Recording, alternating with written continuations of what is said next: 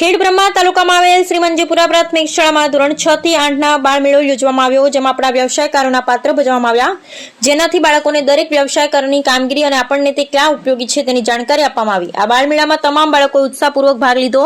શાળાના શિક્ષકોએ બાળકોને અભિનંદન પાઠવ્યા। શિક્ષણમાં ઉપયોગી પ્રવૃત્તિથી બાળકોને જાણકારી મળી રહે તે હેતુથી બાળમેળો યોજવામાં આવ્યો। બ્યુરો રિપોર્ટ સતીશભાઈ મનાથ, ખેડબ્રહ્મા।